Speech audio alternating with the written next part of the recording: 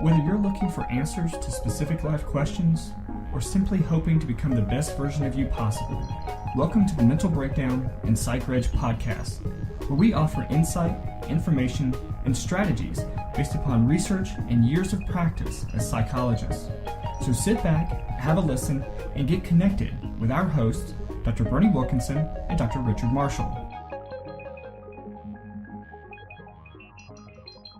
One of the most unfortunate consequences that often comes from a mental breakdown or a mental health crisis, as we sometimes call it, is the effect that it has on relationships. Absolutely. The dissolution of relationships, Yeah. because of all sorts of reasons. But the main thing is you have two problems. One is the person who's having the breakdown withdraws. Right. Okay, it's part of the Withdrawals emotionally, because sometimes they go after confrontationally, right. but they withdraw emotionally. That connection is withdrawn. Yeah, That's right. It could be either. Right. Either you start to attack people verbally or even physically.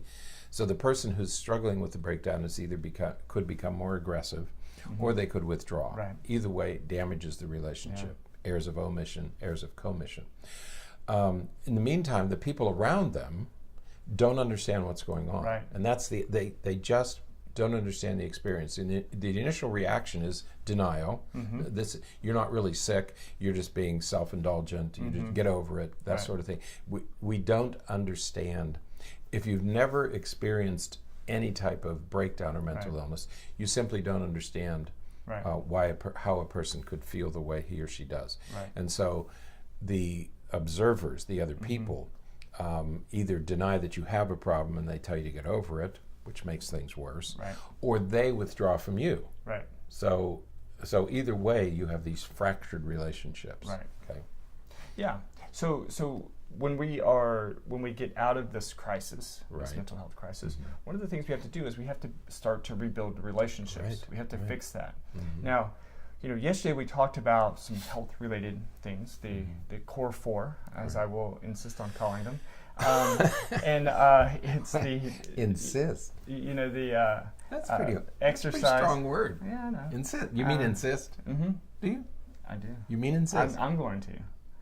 You can call them something different. I can call them something else? Yeah. Thank you. Yeah. There. Give you permission to. That makes it worse, but we'll take this up later. I know. But the your nutrition plan, your exercise, your sleep, and your stress management. Once you get those in line so that you're now healthy, your oxygen mask is on, right? Then you can start working on relationships. And to rebuild those relationships, you have to begin, as you always do when it comes to relationships, is communication.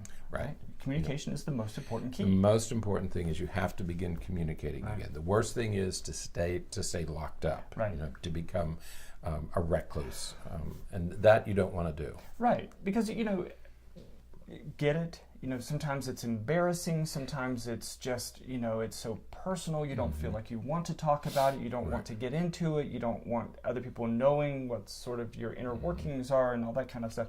Get that totally. Right. However, you have to find a way to communicate something to the other people that are important in your life so that they understand more about what's happening in your life. And obviously what you don't want to do is to continue to talk about yourself and your condition and your experience, because the people around you, most of the people around you, don't want to keep talking about it. Right. Everybody wants to move on. Right. Okay.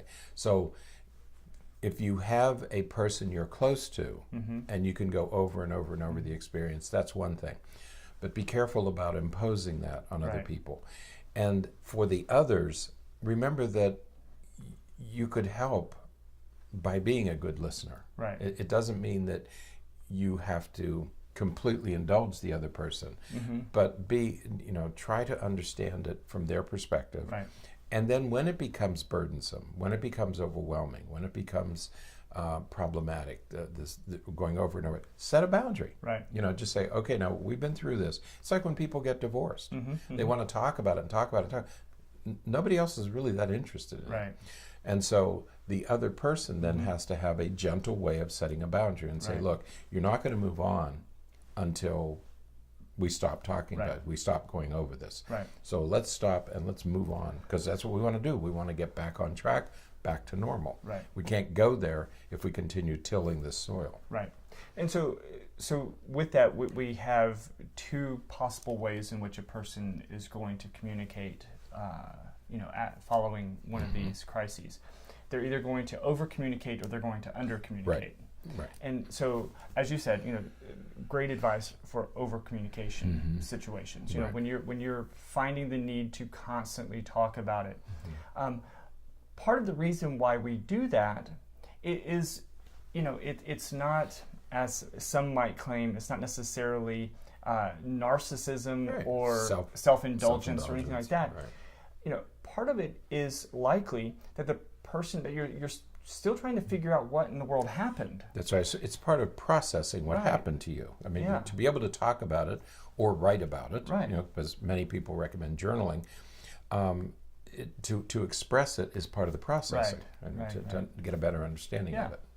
Yeah, so communicating is just a way to get out. And yes, going through the same thing over and over again may be frustrating for those who are listening to it over and over again. But this could be part of the process that the person is going through, just to make sure that they understand it and appreciate it.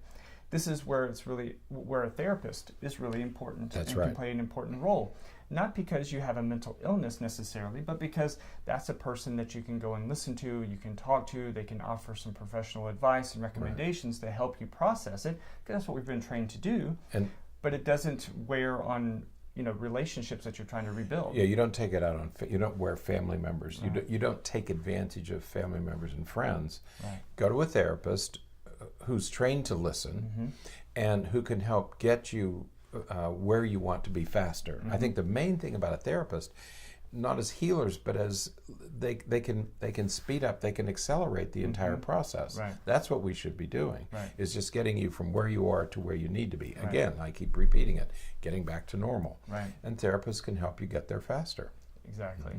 Now, on the other side, the lack of communication, the not communication, communicating, the holding it in, that's difficult for another reason. And that's difficult because now you're perhaps behaving and acting and returning to normal, and everybody else around you is trying to figure out what in the world happened over the last couple of weeks. This guy's been going bonkers over the last couple of weeks. Where have you been? What are you doing? And why are you keeping us in the dark? We're friends, we're family members. Why aren't you sharing this experience that had this profound effect on all of us? Yeah. Why are you keeping it a secret? Right. You went from talking to us every day to we haven't heard from you in 2 weeks, and now all of a sudden you're back and everything is. Where have you been? And getting offended if everybody's asking you, or being elusive, and So you have to have some way to communicate something. You can say, hey, I was just going through some stuff. I'm just glad to be through that dark patch, but I'm getting back to normal. Whatever it is, it doesn't have to be detailed and personal and all of that. But you do have to communicate something to let them know that, hey, I'm doing what I can to prevent that from happening again. But we're on their good track right now. And don't attack others for not being sympathetic or empathetic or understanding if you're not sharing it with them. Right. I mean, don't condemn others, and frequently people do that. As I say, well, nobody even asked me what was going on, and nobody cares, and I don't have. No, everybody cares, but you have to begin the conversation. I mean, it's your obligation to begin the conversation. Right. You have to let people. You have to give people enough information so that they can respond appropriately. Okay, so that's your obligation. Right. Yeah, I've talked to people before who will say, yeah, I was having this really difficult time and nobody called or nobody said anything, and so you think, wow, that is unusual. Right. You would think that somebody would call or say something, but as you kind of dig in, you find out that the last couple of times that they've had a breakdown, or last couple of times something like this has happened, the person's really had a difficult time.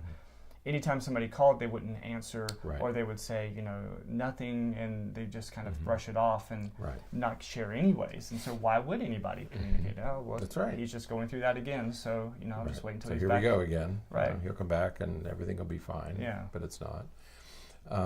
Yeah, so you have to at least give people enough information, right, that you can have the discussion that you'd like to have. Right.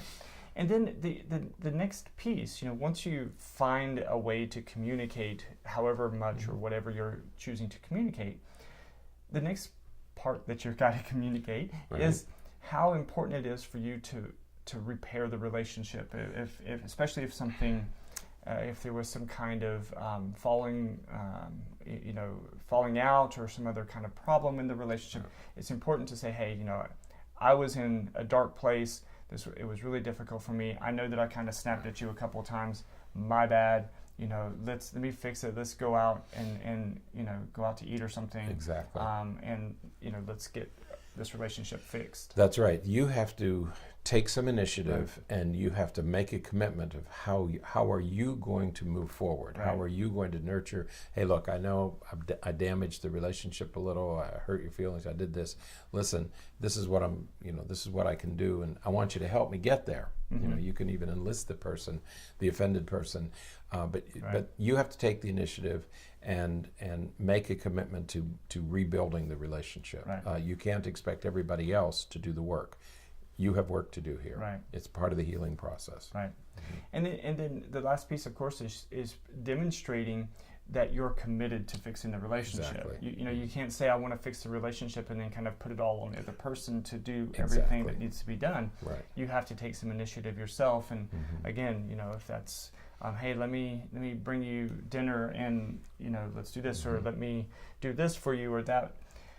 And it's not necessarily about doing something for them. It's demonstrating your commitment to getting things back to normal. Right. And so I mentioned, getting dinner for them, because then you're going to, presumably, you would sit down and eat and together and talk and build, strengthen the relationship. There's a dozen ways, but you have to do. You can't just talk. I mean, talking is important, but you also have to demonstrate. Right. Okay, and that's vitally important. And remember, you're repairing the relationship. So it's like building little bridges and little roads. Right.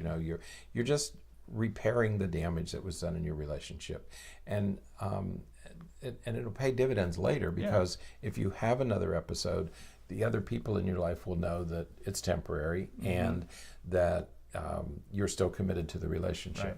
Okay, so take action. Definitely. We keep saying that, don't we? Take action. We do. That's going to be sleep or nutrition or repair, or whatever it is, relationships. Take action. That's going to be that's the new theme around here. Yeah, it really is. If you want to make things better, you got to do something about it. Yeah. So, all right. I wished we had come up with a catchy phrase like "just do it" or something like that. I don't think anybody uses that phrase, do they? I probably just invented it. You probably did. You know what? I think so. I have a little logo I want to use too with it. If it should look something like a check mark. Like That's if you had exactly a list, what I was thinking. Yeah, like if you had a list, it's like, oh, you just check that off. I checked it off the list. Check that off. That's okay. Okay. That would be great. Get that today. That would be good. You sure nobody's using it? I don't think so. Okay. Good. So, all right. Just do it.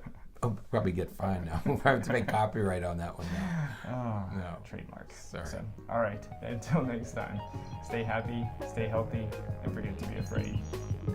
Thanks for sharing this episode of the Mental Breakdown and Psychreg podcast.